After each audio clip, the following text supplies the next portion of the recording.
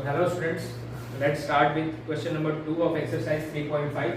Question 2. For which value of a and b does the following pair of linear equation have an infinite number of solution? ठीक है, तो बच्चों यहाँ पे आपको दो इक्वेशन दिया गया है और आपको ये बताया गया है कि जो इक्वेशन है इसके लिए इनफाइनाइट नंबर ऑफ सॉल्यूशन है.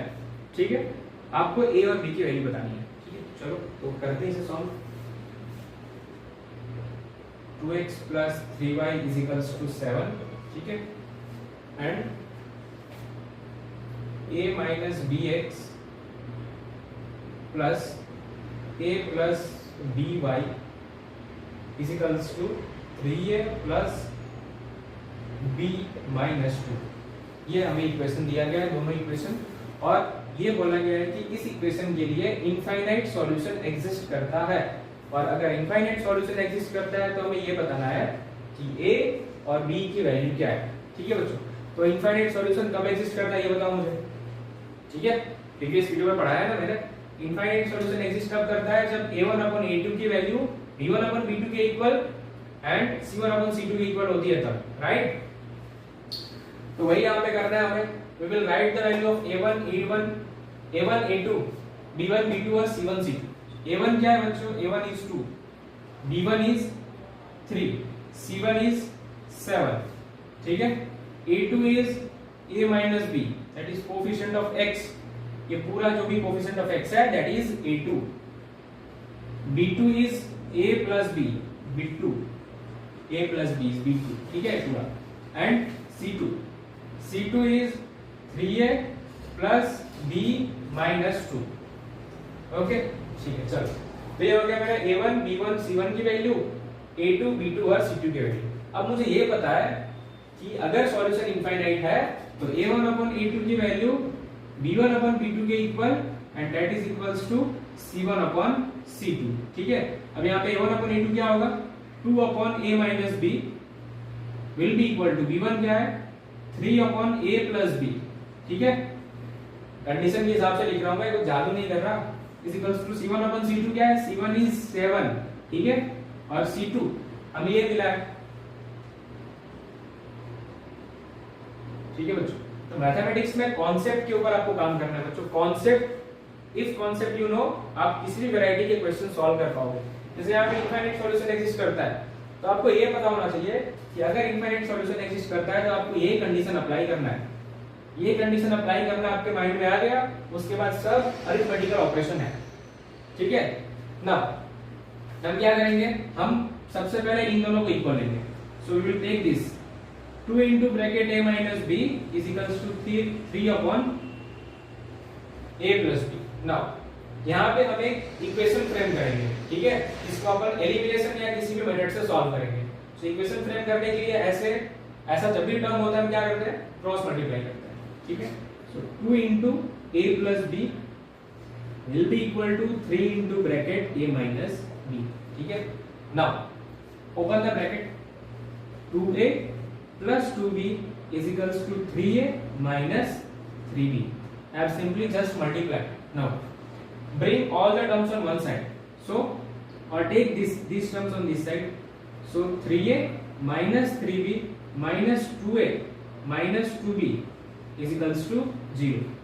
3a minus b, this 2a I have taken on the other side, that is minus 2a, and this 2b I have also taken on the other side, minus 2b.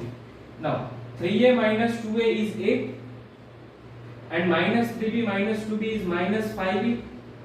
So 3a minus 5b is 0. This is equation 1. 3a minus 2a is a, right? And minus 3b minus 2b, तो minus minus हो जाएगा plus. 3 plus 2 minus 5b is equals to 0. तो ये मेरा first equation हो गया. यहाँ पर मैंने इन दोनों टर्म को इक्वल लिया था. Now I will take these two terms and equal and from a new equation. ठीक है, सो देखो 3 by a plus b will be equals to 7/3a plus b minus 2. 3a plus b minus 2. Now cross multiply. So 3 into bracket 3a plus b minus 2 is equals to 7 into bracket a plus b. Right? ठीक है, now just open the bracket. So 3 into 3a, that is 9a plus 3b minus 3 to the 6 is equals to 7 into a is 7a plus 7b. ठीक है, now bring both the term on one side, so 9a plus 3b minus 6 minus 7a minus 7b is equals to 0. We are bringing these two terms on the this side. अब देखो यहाँ पे like terms 9a minus 7a, ठीक है, 2a, 3b minus 7b minus 4b minus 6 is equals to 0. ठीक है, ये दो इक्वेशन हो गए बच्चों. अब मुझे सिंपल लग रहा है यही कि इस इक्वेशन से मैं a is equals to 5a लिख दूं. a will be equal to 5b. 5b को मैंने दूसरी साइड शिफ्ट किया. a is equals to 5b. Now what I will do? I will put this value of a here. ठीक है, so putting the value of a from equation 1,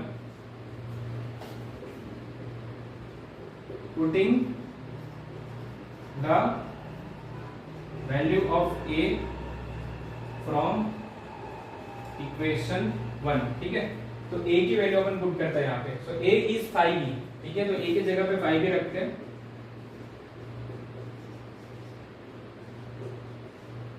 5 to the 10b minus 4b minus 6 is equals to 0. 10b minus 4b, 10b minus 4b will be 6b. 6b is equals to 6. Variable b की value चाहिए ना, तो इसलिए हमने 6 को right side पे shift किया. so b will be equals to 6 upon 6, that is b is equals to 1. तो b मुझे मिल गया बच्चों 1. ठीक है, तो b 1 है, तो a कितना होगा बताओ. a will be 5b, that is 5 into 1 आप क्या, that is a is 5. so a is equals to 5 and b is equals to 1 is the value of a and b. ठीक है, take a note of this और screenshot ले लो इसका.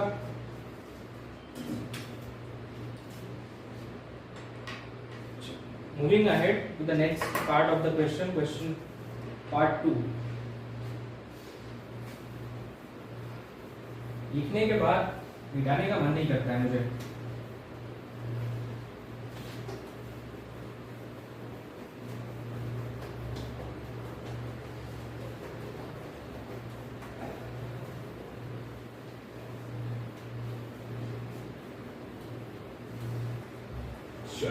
Next question solve करते हैं, पार्ट 2.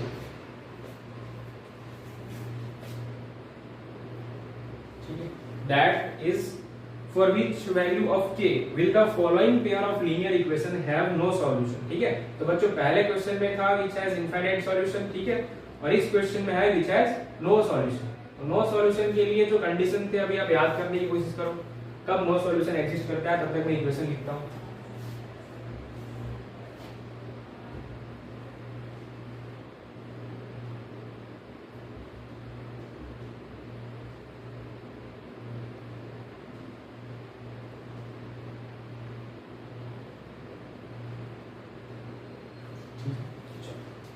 बच्चों no solution कब एग्जिस्ट करता है, आपको याद आया.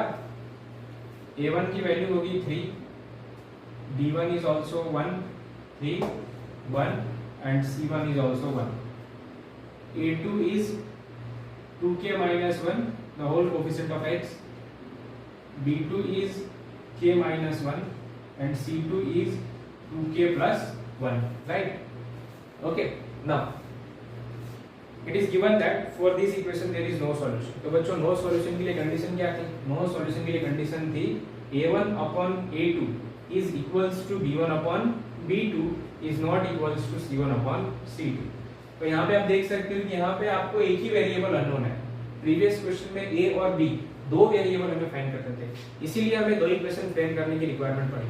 लेकिन इस इक्वेशन में there is only one variable that is k. ठीक है, तो उसके लिए हम यहाँ पे सिर्फ एक इक्वेशन फ्रेम करके फाइंड कर सकते हैं. तो पहला वाला केस लेते हैं, a1 upon a2 is equals to b1 upon b2.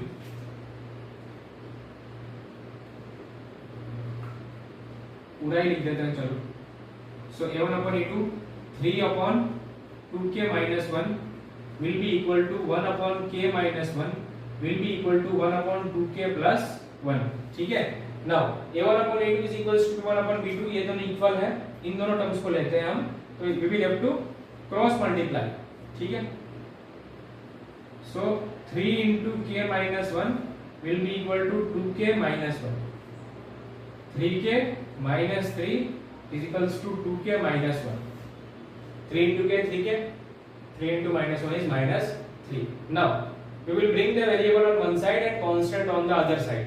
तो k को अपन इस साइड लाएंगे, so 3k minus 2k will be equal to minus 1 plus 3, k will be equals to 2, minus plus minus 3 minus 1 is 2, 3k minus 2k is k, ठीक है।